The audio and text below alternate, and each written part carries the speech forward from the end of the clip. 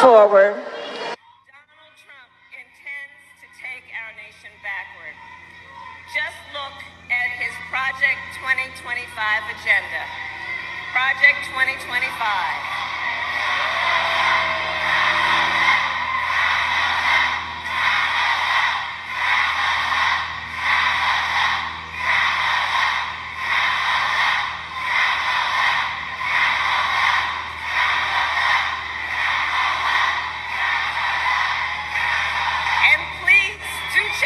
Project 2025, because I'm telling you, it is a plan.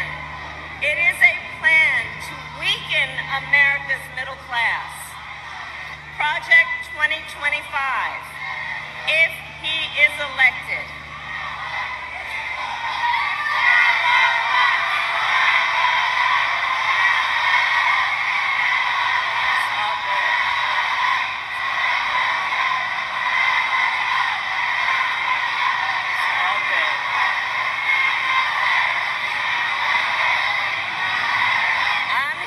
We believe in democracy. Everyone's voice matters, but I am speaking now. I am speaking now.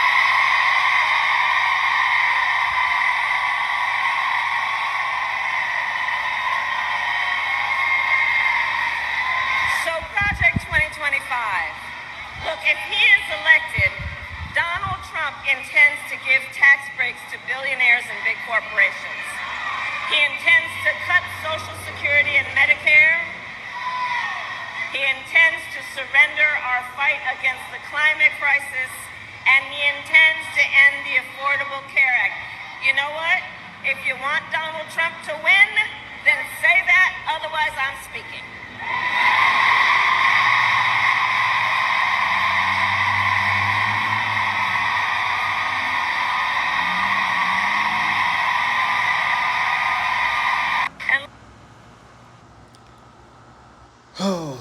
Where can I begin? So Kamala Harris was at a Detroit rally, and pro-Palestinian protesters disrupted her speech. Now, and so, of course, you heard that she wanted to shut that situation down. But when you have politicians, and basically you have both sides of the aisle, like, when our government who is pro-Israel, anti-Palestine, and then you have protesters like most of the American people who are support the Palestinian people, and this is why people have a right to free speech and everything else. But the way Kamala did what she did, you know, it's gonna basically showing you that, and in everybody else's eyes, you notice that she never talks about the issues. It's always Trump, Trump, Trump, Trump, Trump. Trump is going to basically going to side with, tax breaks for the rich and blah, blah, blah, but not the heavy issues like immigration and stuff like that.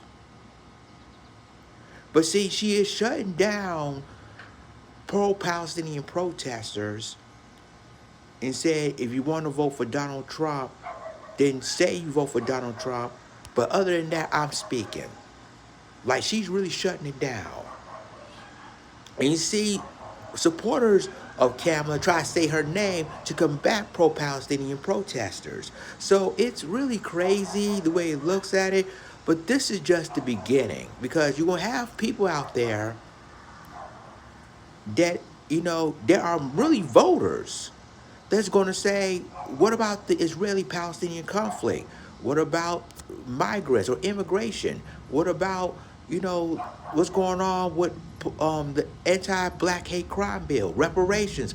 All these issues are coming out. And now you got a lot of people who are pro-Palestine is coming out of rallies and say, no, we want to have a ceasefire, and y'all ignore them. So people have the right to speak out. But the way Kamala said what he said, and you got people who say, oh, she did it like a boss, or but at the end of the day, you're going to have people out there that's going to disrupt rallies, disrupt speeches, and some of them is going to prove a point. So she had to accept what's going on. So y'all let me know what you think about this in the comments.